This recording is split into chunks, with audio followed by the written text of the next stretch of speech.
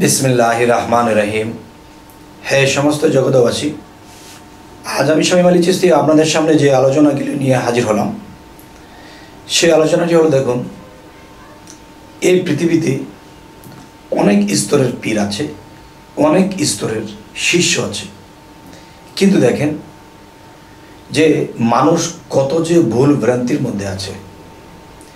যেমন আমি যখন নতুন শুরু করি তরিকত এবং নতুন যখন শুরু করি আমার মুর্শিদের হুকুমে যে মানুষদেরকে বায়াত করতে হবে, তখন শুরু থেকে এই শেষ পর্যন্ত একটা জিনিস আমি জানতে পেরেছি যা মানুষের মধ্যে অনেক জায়গাতে ভুল রয়ে গেছে।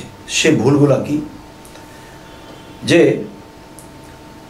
কোনো কোনো পীর আছে তারা আসলে আল্লাহর পথের নয়। যে শক্তি কিন্তু দুইটি প্রকার, একটি হলো আল্লাত্মক শক্তি, আল্লাত্মক জ্ঞান, আরেকটা হলো যে শয়তানি শক্তি এবং শয়তানি জ্ঞান। যেমন আল্লাহ বলেছে যে নিজেকে পবিত্র করবে সেই সকল কাম। এখন যখন পীরের কাছে যাওয়া হলো তখন শরীয়তের অবস্থা যার মধ্যে বেশি থাকে তখন তাকে হাত পা ধোয়ার একটা অজু দিয়ে দেয়। যখন তারা একটু ভালো বুঝতে শিখেছে, প্রেমিক হয়েছে, তখন তাদেরকে একটা অজু দেওয়া হলো। সেটা কীরকম? সে অজুটা দেওয়া হলো কীরকম? যে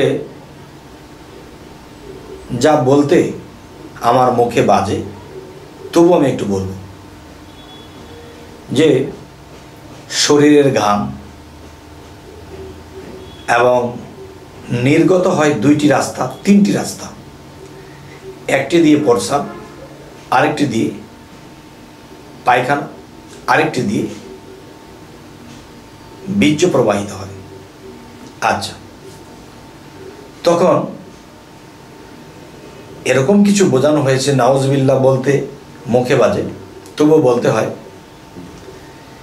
যে স্বামী এবং স্ত্রী, স্বামীর অংশ থেকে স্ত্রী নেবে আর স্ত্রীর অংশ থেকে স্বামী নেবে, নিয়ে দুটো একাত্র মিলিয়ে এটাকে শরবত পান করে। নাউজুবিল্লাহ, এগুলো কোনো তরিকতের মধ্যে পড়ে না।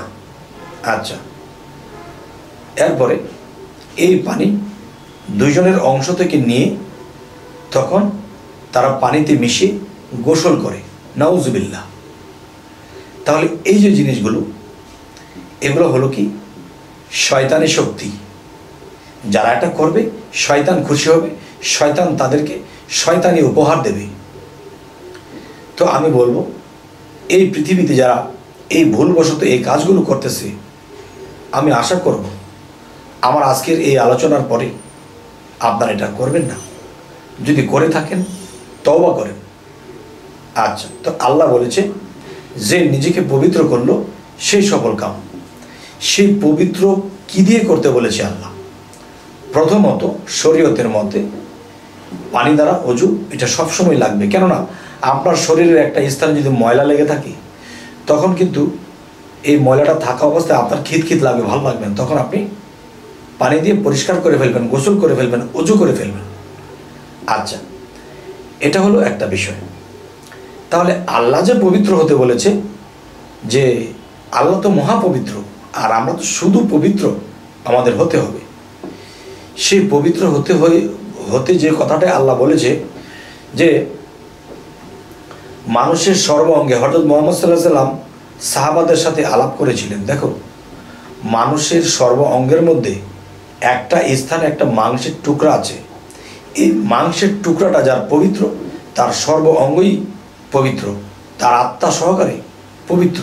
আর সেই মাংসের টুকরা বলা হয়েছে, কিন্তু সেই জায়গাটি কোথায়? সেই জায়গাটি হলো কালবে। এই কালবের স্থানটি যার পবিত্র, তার সর্ব অঙ্গ তার জবান সহকারে পবিত্র। সুবহানাল্লাহ। তাই বলবো, আমরা যারা এই কাজগুলো করতেছে এগুলোর মধ্যে অবশ্যই একটা শক্তি আছে। সেই শক্তিটা হলো কি?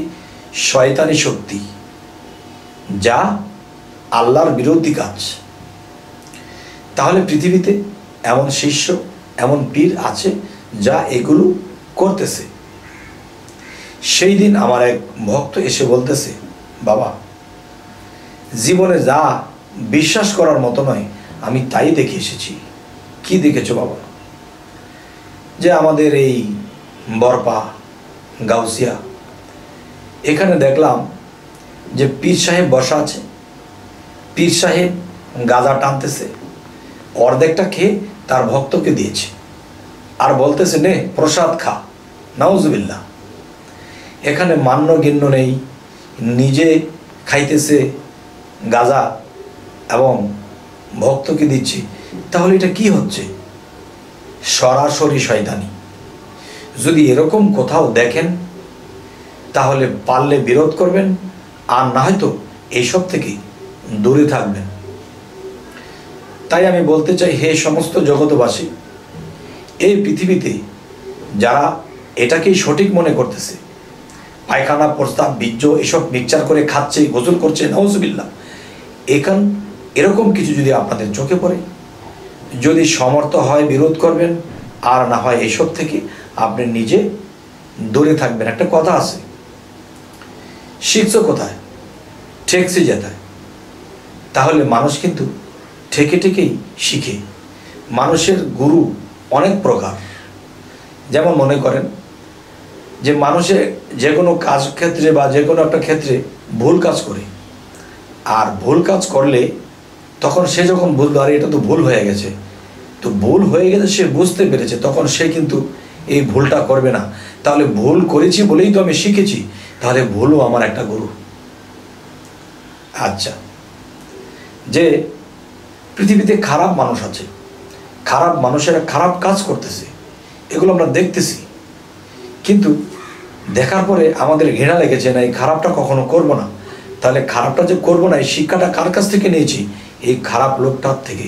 তাহলে খারাপ লোকটার থেকে যে একটা জিনিস শিখেছি, সে এগুলা করে আমি করব না, সঙ্গত হয়েছি, তো নিশ্চয়ই সে খারাপটাও আমার একটা গুরু হয়ে দাঁড়িয়েছে।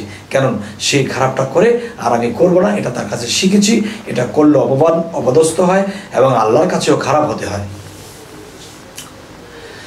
তবে হে সমস্ত জগতবাসী, আজকের এই আলোচনাগুলো কেন করলাম?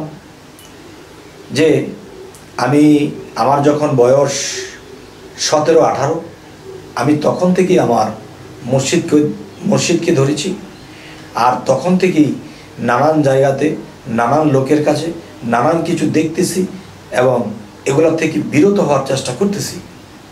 যে দেখেন, যে নাপাক অবস্থায় আল্লাহর ইবাদত হয় না। তো নাপাকের দুইটা ভাগ আছে।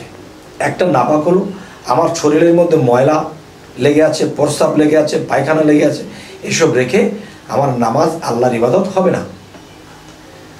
আরও একটা নাপাকি আছে, যে আমার কালবের মধ্যে ময়লা আছে, আমি নামাজে ডুবতে পারি না, মন চতুর্দিকে চলে যায়। আমার কালবের মধ্যে ময়লা থাকাতে আমি মিথ্যা বলি, লোভ করি, বিভিন্ন খারাপে লিপ্ত হই। তখন কি করতে হবে?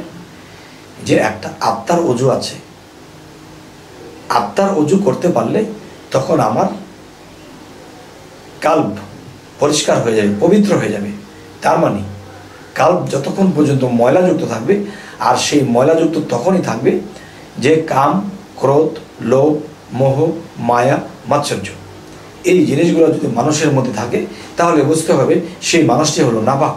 কেননা একটা কথা বলা হয়েছে যে নাপাক অবস্থায় নামাজের ধারে কাছেও যেও না, নাপাক অবস্থায় সালাতের ধারে কাছেও যেও না। এই যে কথাটি বলা হয়েছে, যে নাপাকের কথা বলা হয়েছে, সেই 1 নম্বর নাপাক হলো আমার অঙ্গ প্রত্যঙ্গ, আরেক হলো আমার আত্মা, 6 রিপু নিয়ে আমি নাপাক হয়ে আছি। তাহলে এই 6 রিপু এবং এই আত্মাকে পবিত্র করতে হলে আমাদের জিকিরের পাশাপাশি, রোজার পাশাপাশি আমাদের কি করতে হবে? দমের সাধনা করতে হবে, ধ্যানের সাধনা করতে হবে, মিথ্যা পরিহার করতে হবে এবং সত্যকে আঁকড়ে ধরতে হবে, এবং যার যার মুর্শিদ কেবলাকে স্মরণ করে তার কাছে গিয়ে বাকি সাধনাগুলো নিয়ে এগুলো টাইম টু টাইম করতে হবে। টাইম টু টাইম করতে হবে আমি কেন বলেছি?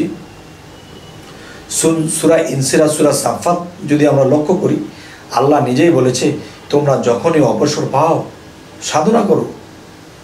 তাহলে আল্লাহ আমাদেরকে কি বলেছে? যখনই অবসর পাও। এমন বিশেষ এক কাজ ধরেছি, এই কাজটা রেখে যখন আমি আসবো তখন আল্লাহর প্রেমে, আল্লাহর ধ্যানে, আল্লাহর নামাজে আমি ডুবতে পারছি না। আর যখন সমস্ত সেরে এসেছি তখন আমি ডুবতে পারছি, অন্যদিকে আমার মন যাচ্ছে না। তাই আল্লাহ বলেছে যে নিজেকে পবিত্র করলো সেই সফল কাম।